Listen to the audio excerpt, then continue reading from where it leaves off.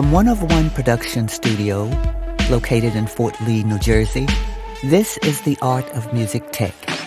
This episode was sponsored by Focusrite Pro. Now here's your hosts, Fela and Dennis. Let's go, and welcome to the Art of Music Tech podcast. I'm your host, Fela, and over there's my co-host, Dennis. What's up, guys? All right. We're in our One of One production studio in beautiful Fort Lee, New Jersey, just over the bridge from New York City. And today, we're here to talk about the Focusrite 428 Mk II.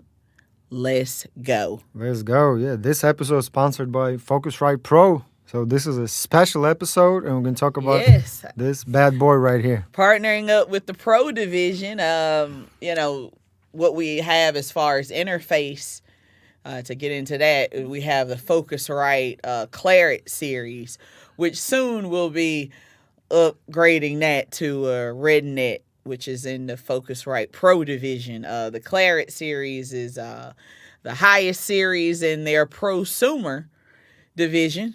But now we're upping it because now we have our own studio, and we're using a lot more of the Focusrite Pro devices. And we've talked many times from the Scarlett stuff, up from to the now, bottom to the top, to things like this, the 428, which is a 4-channel preamp with the classic Focusrite 110 ISA preamps. This bad boy is dope, and it's a newer version because now you can add digital to it. It has Dante capabilities, AES. It has 3 different digital capabilities if you buy the digital card, which we don't have a card in this unit yet. But once we get the RedNet. Yeah, we may switch to digital more. Or like analog still. Yeah.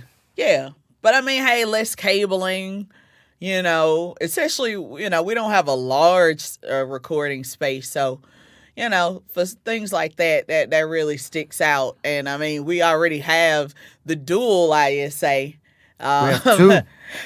2 actually. Yeah, we have 2 of the dual. So this brings our preamp count to 8. Yep. Adding in this additional 4. And we're super happy with it, of course. Because we already have 4. Yeah, we're just adding 4 more. But to now, to be able to go digitally in the future and be able to grow with a unit like this means a lot, because we're so passionate about audio and getting the best sound possible for our clients. Things like this really help out the workflow for what we do as audio engineers and producers and podcasters and anything audio. Everything audio we've already put through this thing. It's a real staple of the studio. Really, we've been doing drum tracks with our friends Swiss Chris and Jerome Jennings, and now we're doing podcasts. Mm-hmm. Actually, you're hearing it right now too through this podcast. Not through this, but it's the same sound. Of what this produces, and we get no complaints from our clients. You really can. This is super high quality sonically. You go up to 192, and just all the all the bells and whistles that you would expect, especially from Focusrite Pro division, and that just it's just a step above even the of course the Scarlett and Claret stuff that we already have. So it's just, they have 500 series red preamps, but they're not as I guess, visible and popular is ISA range, but ISA range is taken this is from the their Pro. I mean, this is the iconic console. Yeah, They built 10 only. Yes, and this is a piece of that console that kept going, even though it stopped with the boards. They did only got to create 10 of those. I mean, little bit of history on this. Rupert Neve and George Martin started Focusrite years ago, like 30 plus years ago. So technically, this was, I guess, invented and engineered by Rupert Neve himself. Yes, a classic sound that's different from Neve. It still has its own feel because he did it with George Martin, of the Air Studios and Air, which is featured on many of the products. So you definitely feel George Martin's hands on it with the Air reference a lot too. Let's get into some of the tech stuff on it. Okay, what's in the front? In the front, we got, I guess, I don't see it, but I remember it. I guess you have a gain knob and you have a trim knob to tailor your input. Yeah, I mean all the classic strip stuff. High pass filter. High pass filter, which goes from 16 hertz to 420 hertz. So you can tweak that to your taste, so you don't have no boominess, no and I think extra stuff. Even the cooler part is that it even gives you advanced stuff like a phase flip. Of course, options for phantom power and you turn the mic towards yourself. Oh. Yeah, because we won't be able to hear you. Oh wow, that's a classic classic audio mistake. Yeah, but just wanted to go along with what I'm looking at. But all the classic stuff. And then you can also choose your inputs, which are microphone line or microphone line or instrument. Yes, which is a DI.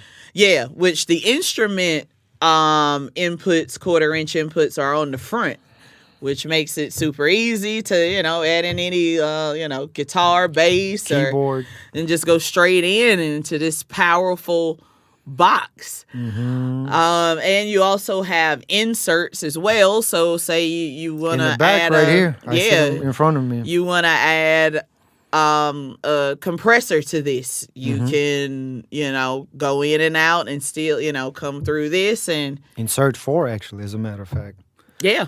My favorite feature is impedance. Yeah. Oh man. So many sounds. I get why you say that. Yeah, low. Then you go to ISA10, then medium and high. And I mean, from what I hear from recordings and then and reading like manuals and what other people say, with impedance you get, with 4 switches you have 4 different sounds. Like having equalizer without having equalizer using this unit. So higher the impedance, more high frequencies you get in your recording. And if your source sounds, too bright already, you just switch it to low impedance and it'll kind of roll off high frequencies and it'll sound softer and smoother. Or vice versa, if you're missing a top end, so-called, air coming from high impedance, that you boost all the high frequency shelf that gives you air. Yeah. And actually they putting air on Scarlett and Claret now. Yeah. On all of their interfaces, but this is analog air and analog path. You can get so many sounds with one preamp by giving you high pass filter, impedance, plenty of gain. There's a 30 and 60 dB switch. So if you combine all of them, you get 80 dB of gain in total, which is a lot. I don't know what source you need. It is giving you options on whatever you want. You get plenty of gain, and surprisingly, I guess I get that because there's no pad on here. So it's like There is no pad. Yeah. So yeah, Surprisingly, so you can there's no add, pad, but yeah, you can add more, but you can start super low, and the trim works. I think you can get 20 dB with just an using additional trim, zero, so you don't even have to touch gain. yeah. You just work with trim if your source is like super loud. Yeah, because the gain is more of a notch thing too, That- instead of like a smooth. So they use that smoothing out with the trim. It's more of a dialed up thing for the gain for this unit. But yeah, the options, and which I've never needed to use a pad now that I think about it and said that out loud with Focusrite. It's never not loud enough. If any, it's never too low. So or too high that I would need to do that. So now that so It's always a great start with really. any microphone or anything you plug it in. Yeah, there's plenty of room and plenty of options to work with. Yeah. It also comes with some Focusrite software that gives you access to some of the even the ISA EQ settings, but that's more on the digital side. This is all analog, baby. Analog. But you Fully can analog. get into that as well because they give you the option of that and give you links to that, which Focusrite is great with that. Whenever you buy something from them, you'll always get a pretty cool plug-in that Free software. some kind of software that makes the product that you bought even better. That just that you can work with and still like, this is great, and then this is something that enhances it even more. We the only thing we haven't really gotten to check out was the the digital part, but like we said, we don't have a studio wired for that. The other cool thing that they upgraded on the 428 Mk II is the power, because they had to make room for the digital card, which also helps the overall chassis to not overheat, which is great for us because we already got two other Stacked on top of each other. units, and we have yet to have a problem with this overheating or this is acting funny. And Side note, we keep them on all the time. Never. that too. Stay on. Yeah, we keep these babies nice and heated up. So that is really killing, because we've had hours of drum tracking, and this thing was just right on the money and not overheating and overheating other stuff around it or anything. So they did a great job with that as well. And knowing that they upgraded it, and it does keep this unit cool for so much power that this two rack space unit.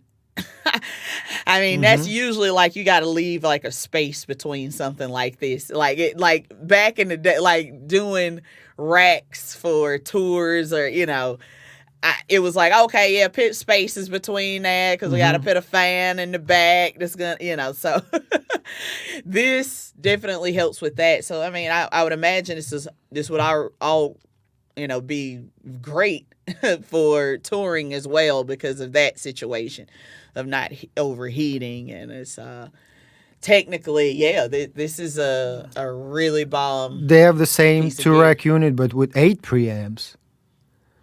Yeah. Which is a Yep. great thing to have. You have 8. The 828. Yeah, 8 console grade preamps that and with a digital card, you can just get a Cat5, right, and just connect those analog preamps into your RedNet. Yeah, without running more. Sans all the XLR cable, besides from the source of the Makes of the life so much microphone. easier. And just internally set it up. So I mean, the other thing I also like, I love a good meter. and they have large meters on here that you can see where you're at accurately, see where your gain structure is at on all of your inputs. I think, is it inputs? Yeah. Just your inputs you could see, and that's all you need to know, that when it's coming in, what's happening, how hard you hit, and how hard are you hitting. So, we already knew what we were gonna get, Yeah, this is not new because to us. we have the dual already, and this, being able to expand with the four, with an additional 4 to the 4 we already had, and now, when we finally upgrade to RedNet, I mean, we're already there. We just got to get a card slot in here and be able to record it, anywhere in our space, being very flexible, and that's the name of the game, being flexible. I mean, being kind of going light. Yeah, two space rack unit and having 4 channels. I mean, we can take it on the road doing our gigs. Yeah. Like live recordings and stuff. Yeah, this is definitely a money channel. 4 money channels. 4 money channel, exactly. And why not? Yeah. I mean, honestly, it's not. I mean, it's heavy because it's analog and must be heavy, but it's not. It's not that heavy. And yeah, agreed. It's not. I think what you get for $1,800, yes. I mean, it's an investment, but you get a professional audio quality, and the reason why you go through analog just to get that big sound, unfortunately you won't get that going through just built-in preamp on your interface, on your $100 interface. That won't get you anywhere. Yeah, I mean, if this is for people that make money off of their music. This is off of doing audio production, definitely. Hence the words Focusrite Pro as well. It's just this is may not be a piece of church gear exactly, but I mean, depends. But yeah, this is a higher end piece of gear that and I mean, for us, we know it just makes our life easier.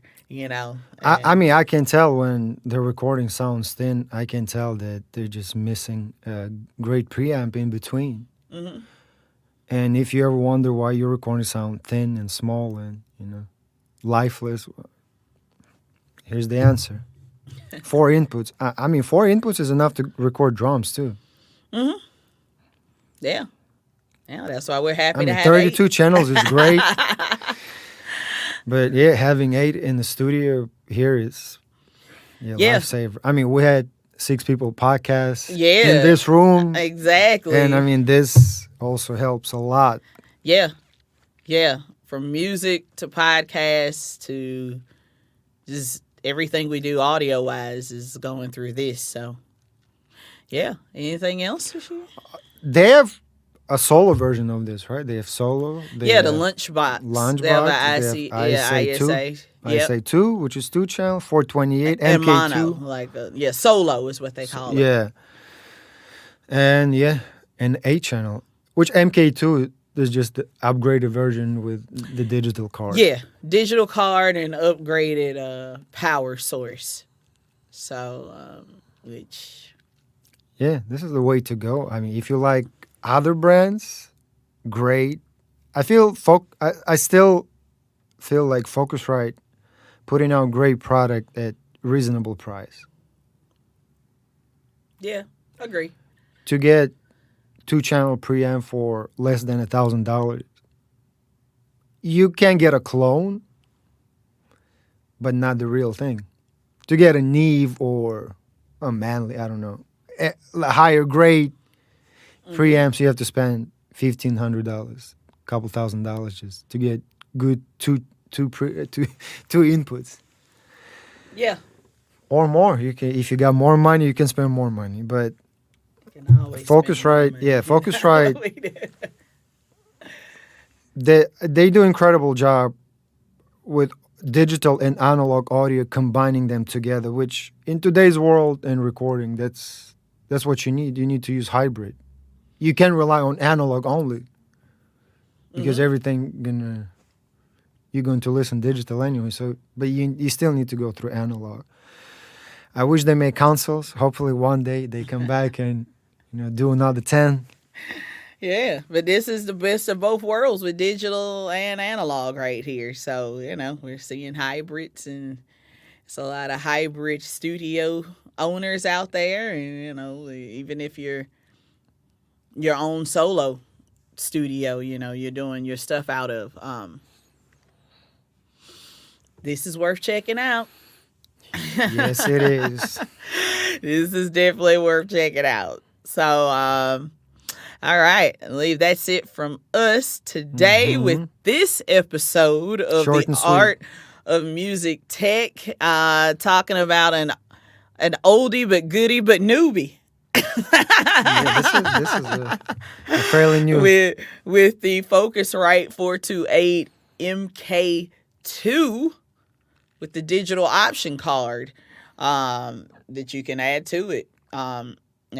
Thank you for the Focusrite for letting us check this out and letting us know what the latest that they have going on. And it's always a pleasure to partner up with them on things like this and having them as a sponsor for this episode of the Art of Music Tech. So please continue to check us out on YouTube if you're watching us there, or on iHeartRadio, Apple Podcasts, Spotify, all the big stuff, all the good stuff. And also check out, I'm writing for Pro Sound News magazine now, and we got some good articles coming up soon there too, and you can look that up online.